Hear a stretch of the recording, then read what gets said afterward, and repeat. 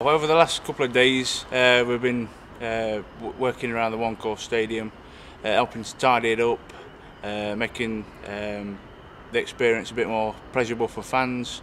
When you look at the stadium, there's not really been anything done for a few years in terms of decorating, and it's one thing that really wanted tidying up to help make it feel better. What's been the biggest job?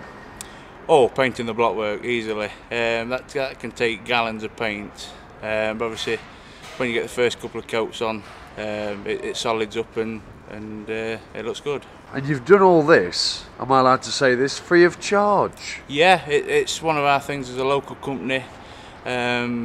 We like to support Paul Ireland and his efforts with what he's doing in the club, and the club in general. We like to get behind the local professional team as much as we can, help out, so it's beneficial for everybody.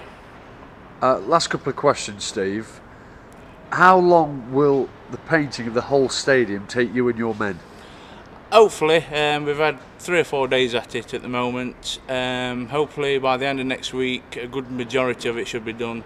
Obviously I'll be pushing the guys to get it done as soon as we can.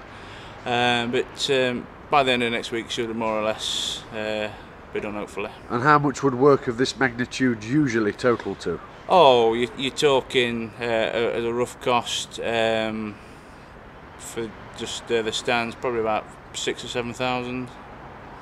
Thanks for saving us that money. Yeah, no problem.